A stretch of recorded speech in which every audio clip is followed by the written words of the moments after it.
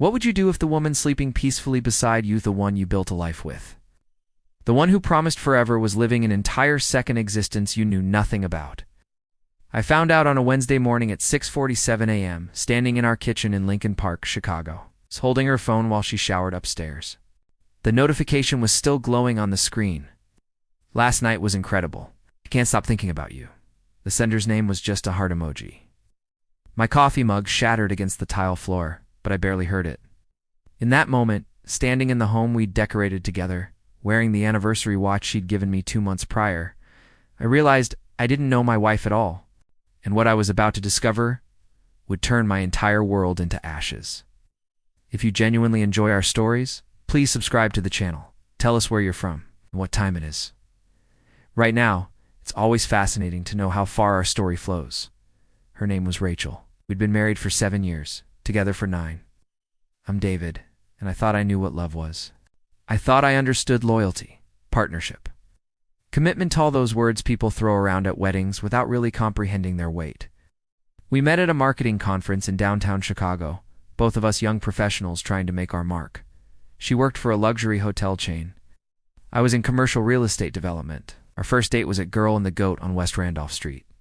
She ordered the goat empanadas and laughed so genuinely at my terrible jokes that I knew right then I wanted to marry her, and I did. 3 years later, at a small ceremony in Oak Park, surrounded by friends and family, she wore a dress that cost more than my first car, and I didn't care. She was radiant. She promised to love me in sickness and health, for richer or poorer, until death parted us. I believed every word. The first 3 years of marriage were good. Better than good. We bought a brownstone in Lincoln Park with exposed brick and original hardwood floors. We traveled Portugal, Iceland, Japan. We talked about kids, about growing old together, about the life we were building brick by brick. She got promoted to regional marketing director, made partner at my firm. We were the couple other people envied at dinner parties. But somewhere around year 5, things shifted. Subtle at first. So subtle I convinced myself I was imagining it. She started working late more often, not just an hour or two, but until 9, 10, sometimes 11 at night. A big campaign, she'd say, kissing my cheek as she breezed through the door, smelling like expensive perfume I didn't recognize. You know how it is? I did know. I worked long hours too, so I didn't question it. She joined a gym. Started going at strange times, early morning before work, late at night after dinner. She lost weight. Started dressing differently. More form-fitting clothes, higher heels, makeup more carefully applied even on casual Saturdays. When I complimented her, told her she looked beautiful, she'd smile, but her eyes wouldn't quite meet mine. Just trying to take better care of myself, she'd say. Our intimacy died slowly, like a plant you forget to water. First it was once a week, then twice a month, then barely at all. When I tried to initiate, she'd have a headache, be too tired, have an early meeting. I'm just stressed with work, baby, she'd murmur, turning away from me in our king-sized bed, the space between us growing wider each night. I started noticing her phone habits. She'd never been possessive of her phone before. Used to sit on the kitchen counter, face up, available. Now it was always face down, always within arm's reach. She'd take it to the bathroom. She'd sleep with it under her pillow. When it buzzed during dinner, she'd glance at it with an expression I couldn't read, something between excitement and guilt, then ignore it, claiming it was just work emails. One evening in late September, we were having dinner at RPM Italian on West Kinsey Street. Date night, trying to reconnect. She excused herself to use the restroom, and her phone sat on the table, screen down. It buzzed twice. I stared at it, that small black rectangle that had become more important to her than our conversation. My hand hovered over it. I'd never snooped before, never had a reason to. But something in my gut, some ancient instinct, was screaming. I didn't touch it. Not that night. Instead, I watched her when she returned, how she immediately grabbed the phone, checked it under the table while pretending to listen to my story about a difficult client. The small smile that played at her lips before she caught herself. Everything okay? I asked. Perfect, she said, but she was lying. I could feel it in the air between us, thick and suffocating. The discovery came 3 weeks later. That Wednesday morning, she'd been careless, or maybe she wanted to be caught. Maybe the thrill of the secret was wearing thin, and she needed the chaos of exposure. Her phone was charging in the kitchen. She was upstairs, shower running. I was making coffee, trying to convince myself that my marriage wasn't disintegrating, that I was paranoid, that everything was fine. Then her phone lit up with that notification. My hand moved before my brain could stop it. I picked it up. The message preview was right there. Last night was incredible. Can't stop thinking about you. My password still worked. She hadn't changed it. Our wedding date. 6 digits that unlocked hell. The messages went back for months. 4 months of I miss you and when can I see you again? And he has no idea. 4 months of hotel room photos, intimate selfies I will never be able to unsee plans. And logistics in an entire secret relationship conducted right under my nose while I worked late, while I trusted her, while I planned our future. His name was Marcus. I scrolled through their messages with shaking hands, my vision blurring. He worked at the same hotel chain, some executives she'd met at a conference in Miami. They'd been sleeping together at the Langham Hotel on East Pearson Street. Sometimes at his apartment in River North. Once in this detail made bile rise in my throat in our bed on an afternoon I'd been showing properties in the suburbs. Your husband's a fool, Marcus had written, leaving you alone so much. He trusts me, Rachel had replied. Makes it easier. The casual cruelty of those words, the mockery. I'd been an obstacle to work around, a joke they shared. Every late night, every work dinner, every time she'd kissed me goodbye and promised to be home soon. Lies. I heard the shower turn off upstairs. I took photos of the messages with my own phone, screenshot after screenshot, documenting everything. Then I placed her phone back on the charger, exactly as I'd found it. My hands weren't shaking anymore. Something cold and calculating had settled over me, replacing the initial shock. When Rachel came downstairs 20 minutes later, hair wrapped in a towel, wearing one of my old college t-shirts, I was sitting at the kitchen table with a fresh cup of coffee and the Wall Street Journal open in front of me. "Morning, baby," she said, kissing the top of my head. She smelled like the lavender shampoo we'd bought together at Whole Foods on a lazy Sunday afternoon months ago, back when I thought we were happy. "Morning," I replied, not looking up from the paper. "Big day today, the usual? Probably be late again? We're finalizing the spring campaign?" Another lie delivered smoothly over breakfast. "No problem. I'll probably work late too." She grabbed her phone from the charger, checked it quickly, smiled at whatever she saw. Then she was gone, heels clicking across our hardwood floors, the front door closing with a soft click that sounded like the end of everything. I sat there for 30 minutes after she left, staring at nothing. Then I called in sick to work for the first time in 3 years and started planning. I'm not a violent man. I'd never hit anyone in my life, never even been in a real fight. But rage is a patient thing when you feed it properly. It doesn't have to explode. It can simmer, can calculate, can wait for the perfect moment to destroy everything in its path. I needed evidence. More than screenshots. I needed irrefutable proof that would hold up in court, that would shatter her credibility, that would ensure she lost everything in the divorce. Illinois is a no-fault divorce state, but infidelity still matters in asset division and spousal support, and I wanted to make sure she got nothing. I called a private investigator that afternoon. His name was Frank Morrison, came highly recommended by a colleague who'd gone through a messy divorce 2 years prior. We met at a coffee shop in Wicker Park, away from anywhere Rachel or I frequented. Frank was in his 50s, gray-haired, with the weathered face of someone who'd seen humanity's worst and stopped being surprised by it. I showed him the screenshots. He nodded slowly. "How long you want me on this?" he asked. "However long it takes to document everything. Every meeting, every hotel, every lie. I want timestamps, photos, video if possible. I want a case so airtight she can't deny it, can't spin it, can't make herself the victim. That's going to cost you. I don't care." He studied me for a moment. "You seem calm." "I'm not calm. I'm focused. Good angry men make mistakes. Focused men get results." For the next 3 weeks, I lived a double life. During the day, I went to work, closed deals, attended meetings. I came home to Rachel, ate dinner with her, watched TV beside her, slept in the same bed. I smiled. I made small talk. I asked about her day and listened to her elaborate lies about marketing campaigns and difficult clients. At night, while she slept, I reviewed Frank's reports. Photos of Rachel entering the Langham Hotel at 2:37 p.m. on a Tuesday. Video of Marcus kissing her in the parking garage at 6:15 p.m. on a Thursday. Detailed logs of their patterns. Tuesdays and Thursdays were their regular days, with occasional weekend meetings when I was supposedly out of town on business. I learned that Marcus was married too. It's been for 12 years. Had 2 kids, 8 and 10. His wife's name was Jennifer. She had no idea, just like me. 2 families being destroyed so these 2 selfish people could have their fun. I contacted a divorce attorney, top-rated, known for aggressive representation. Her name was Patricia Chen, and her office was in a glass tower on West Monroe Street, with views of the Chicago River that probably cost more than most people's homes.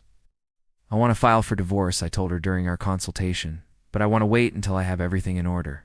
I want the house. I want to keep my retirement accounts. I want her to get as little as possible legally allowable. Patricia was sharp, efficient. She reviewed Frank's evidence, made notes. This is good. Very good. Documentation this thorough. We can definitely argue for a favorable settlement. When do you want to file? Not yet. I want to confront her publicly first. I want her humiliated before she's served. Patricia's expression didn't change. I can't advise that from a legal standpoint. It could complicate things. I don't care. Some things are worth more than money. She nodded slowly. Then let's make sure the legal part is bulletproof. I started moving money. Not illegally, everything through proper channels, but strategically. I transferred funds to accounts Rachel didn't have access to. I documented every asset we owned, every joint account, every investment. I made copies of everything: tax returns, property deeds, bank statements. I also started reaching out to people, carefully, quietly. Her parents lived in Naperville, good people who thought I was the perfect husband for their daughter. Her sister Michelle worked as a nurse in Evanston. Best friend Kara owned a boutique in Old Town. Her colleagues at the hotel chain. All the people who knew Rachel, who respected her, who thought she was living one life when she was actually living another. I didn't tell them anything yet, but I started planting seeds, casual mentions. Rachel's been working so hard lately. I barely see her. She's so dedicated to her career. Sometimes I wonder if there's anything else going on. Just enough to make them remember the conversation later, when everything came out. During all this, Rachel continued her affair without a clue that I knew. She'd come home from her hotel meetings, kiss me hello, ask about my day. Sometimes she'd initiate sex, probably out of guilt or to maintain appearances. I couldn't do it anymore. I'd make excuses: tired, stressed, not feeling well. The irony wasn't lost on me. One evening in late October, she sat beside me on our couch while I pretended to work on my laptop. She rested her head on my shoulder. "I love you," she said softly. I almost broke then, almost confronted her, demanded the truth, screamed about the betrayal. But I swallowed it down. "Love you too," I replied, the words ash in my mouth. "I know I've been distant lately. Work has been crazy, but I want you to know you're still everything to me. Lies. Such easy lies." "I know," I said. "We're good." She kissed my cheek and went back to scrolling through her phone, probably texting Marcus, planning their next meeting while sitting beside the husband she was destroying.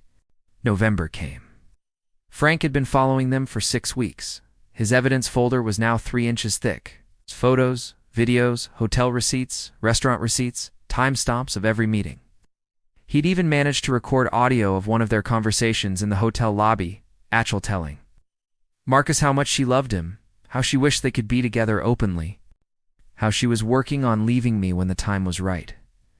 That recording was the final piece I needed. I planned the confrontation for Thanksgiving weekend. Poetic, really. We were supposed to host both our families, her parents, her sister, my parents, my brother. 20 people gathering at our home to celebrate gratitude and family and all the things Rachel was actively destroying. But I had a different celebration in mind. The week before Thanksgiving, I told Rachel I had a surprise planned. A renewal of our vows ceremony, intimate and private, just for close family and friends. She seemed touched, maybe a little guilty. "That's so sweet, baby. But do we need to? We're solid." "I know," I said, "but I want to celebrate us. Remind everyone what we have." She agreed. Of course she did. She probably thought it would help maintain her cover, make her look like the devoted wife. I sent invitations. Dinner at our home, Friday evening before Thanksgiving. Dress nice. Come ready to celebrate. Her parents, her sister, her best friend Kara, several of her colleagues from work, my family, a few of our mutual friends, Don. And I made sure to invite Marcus's wife, Jennifer. Reached out through social media, explained that I was planning a surprise for Rachel, and wanted to include colleagues and their spouses. She was confused, but agreed. I also invited Marcus. Send him a carefully worded email from a burner account, claiming to be one of Rachel's colleagues, inviting him to a surprise celebration for her recent promotion. The arrogance of these people was staggering. Frank helped me set up the audio-visual equipment. Hidden cameras throughout the main floor of our home connected to a laptop I'd control from the kitchen. A large-screen TV in the living room where we'd be gathering. Speakers set up for optimal sound. The night before the dinner, I barely slept. Rachel was beside me, peaceful and oblivious. I watched her sleep and felt nothing. The love had been burned out of me, replaced by something colder and harder. I wasn't doing this for closure. I was doing this for destruction. Friday evening arrived. Rachel spent the afternoon preparing, doing her hair and makeup.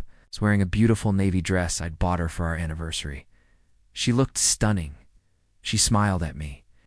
I can't believe you planned all this. You're amazing. You deserve it, I said. And she did, just not in the way she thought. Guests started arriving at 6. Her parents came first, warm hugs and compliments on the house. Her sister Michelle with her husband. My family, Kara. Several of Rachel's work colleagues, people she'd worked with for years.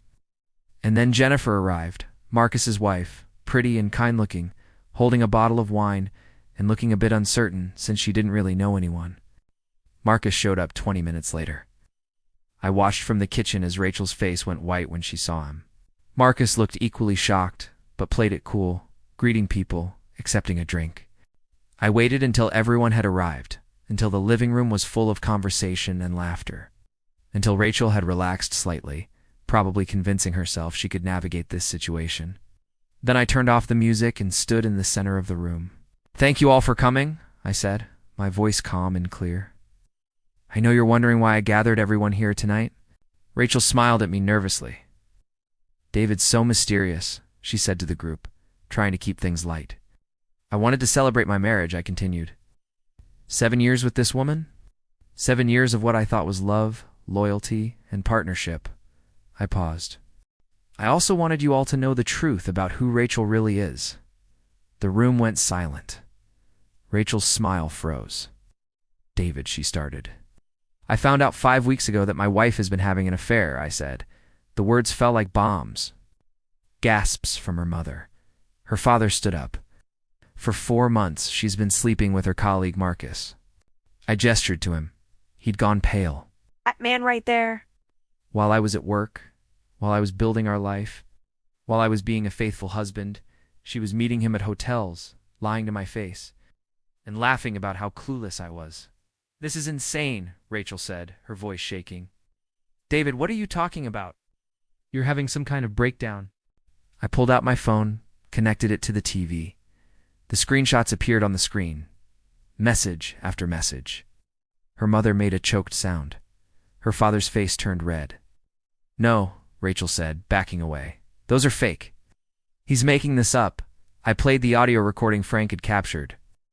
Rachel's voice filled the room, crystal clear. I love you so much, Marcus. Wish we didn't have to hide. I'm working on leaving David. Just need to figure out the right time.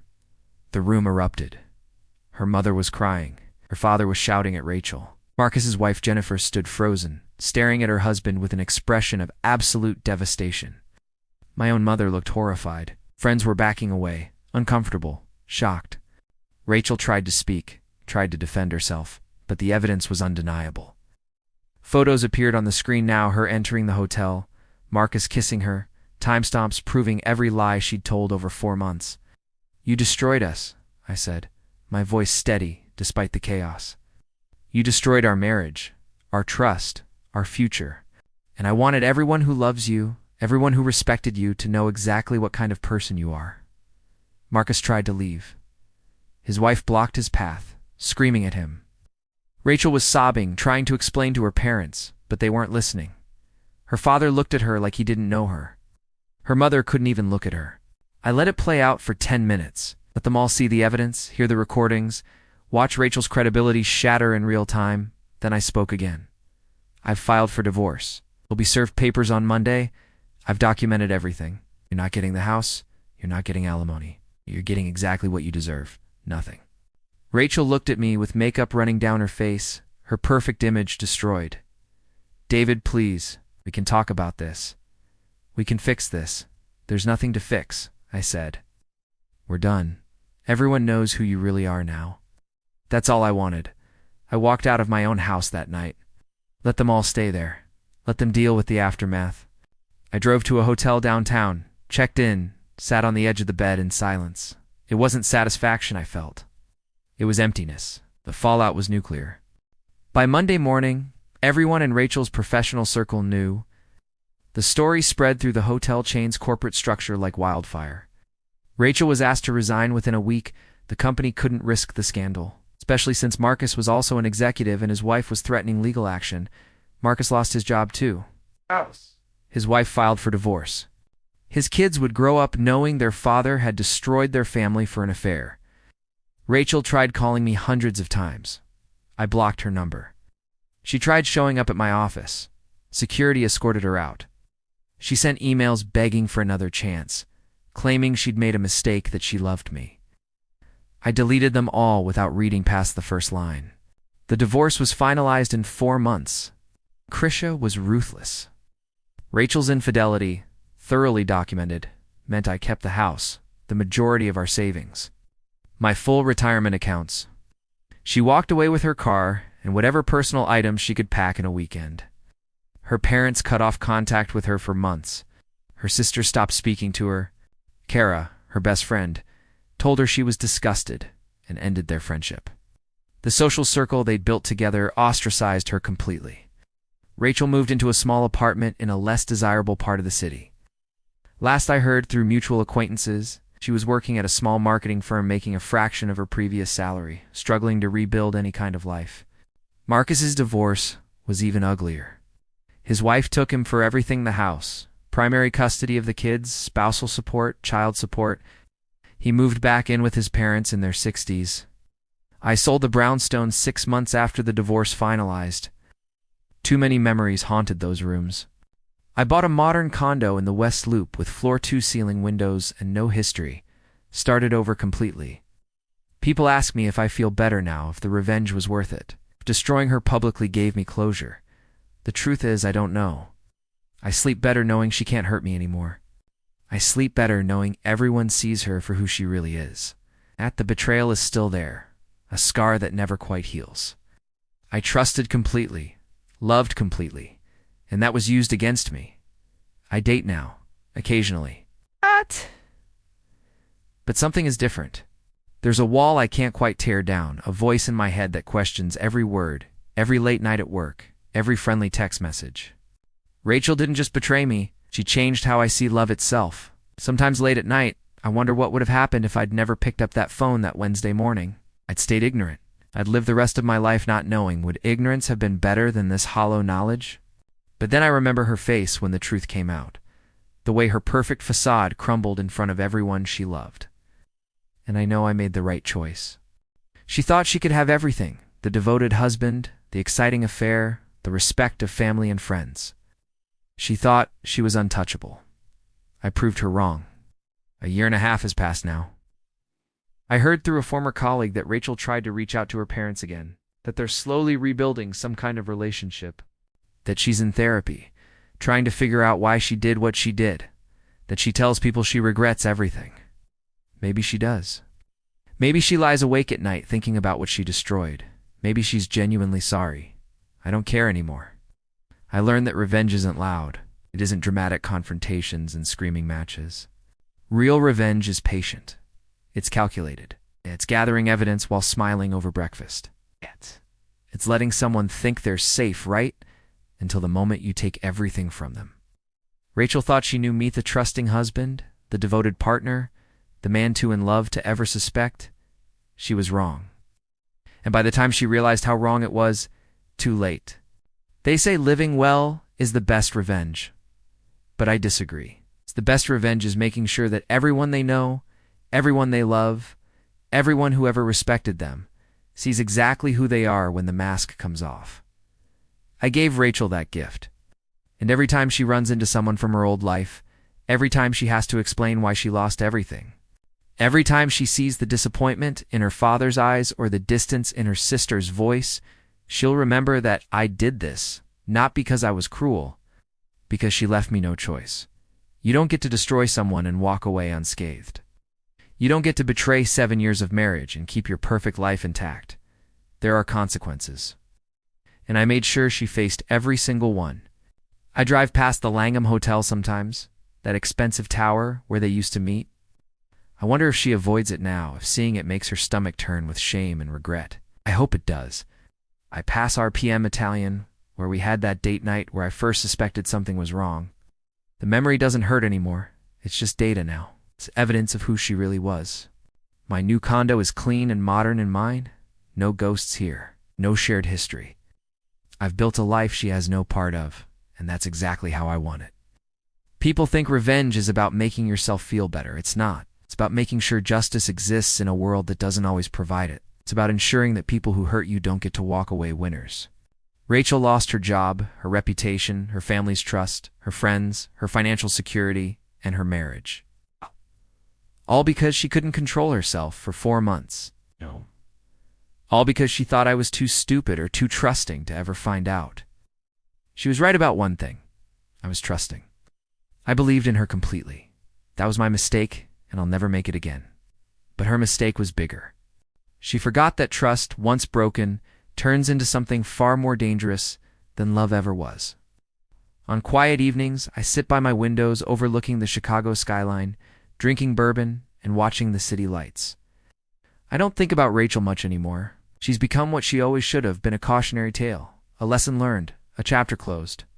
But when I do think about her, about that Wednesday morning when I picked up her phone and my world shattered, I don't feel pain. I feel something colder. I feel satisfied knowing that somewhere in this same city, she's living with the consequences of underestimating me. And that every single day she wakes up is a reminder of everything she lost because she thought I'd never fight back. Some betrayals are too deep to forgive, and some people are too broken to deserve second chances. The end.